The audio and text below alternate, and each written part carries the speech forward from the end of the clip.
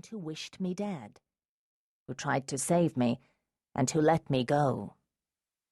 They all look happy. They are gazing at each other, holding hands. Some of them are kissing. I can tell that they are making promises to each other for the life ahead. That great and mysterious journey. Only one is missing. Dying Once. Chapter 1. "I'm attracted to danger," he said. "Always have been. What can I get you to?" I thought for a moment. Pace yourself, Holly. It was an hour since Meg and I had left the office, but I was still buzzing, fizzing.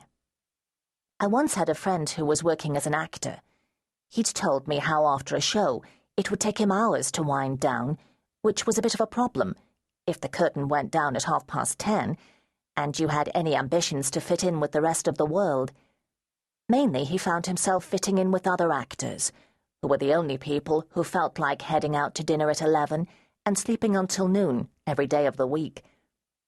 Another friend from college is a long-distance runner. She's serious. She almost got into the Olympics. She runs ridiculously fast and far just to get her body going. Then she runs a properly serious distance and punishes herself up steep hills. After that, the difficulty is to bring her body back to normal again. She does more running simply to wind herself down. Afterward, she puts ice on her muscles and joints to cool them. I could do with that.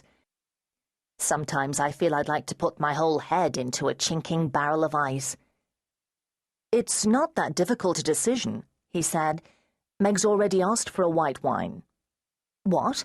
I said. For a moment, I'd forgotten where I was. I had to look around to remind myself.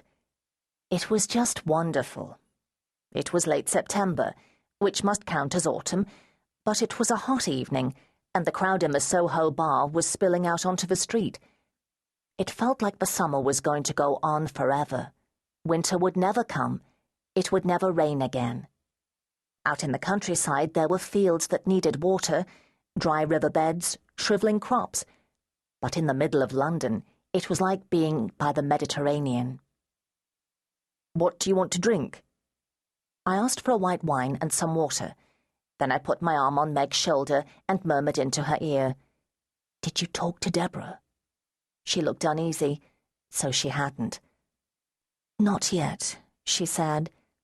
"We need to talk about this tomorrow, okay?"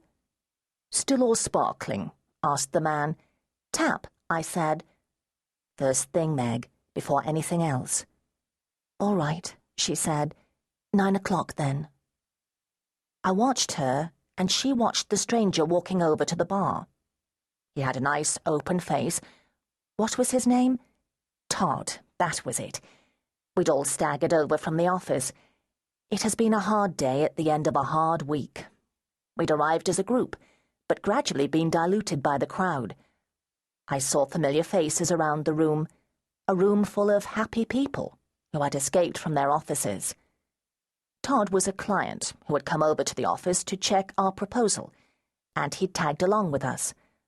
Now he was trying to buy the drinks at the crowded bar.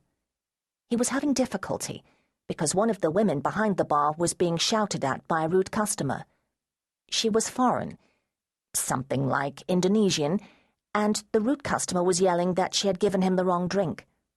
She was having difficulty understanding what he was saying. "Look at me when I'm talking to you," he said. Todd came back clutching the drink for Meg, the 2 drinks for me, and the beer for himself. "They wouldn't give me tap water," he said. "It's from a bottle." I took a sip. "So you like danger?" I said.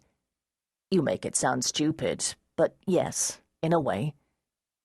Todd proceeded to tell us about a holiday he'd taken. He was cheerily proud of it. He and a group of friends had been celebrating something, so they had undertaken a succession of dangerous sports across southern Africa. They had whitewater rafted in Zambia and canoed past hippos in Botswana, and bungee jumped from a cable car going up to Table Mountain, and scuba dived with great white sharks. "Sounds amazing,"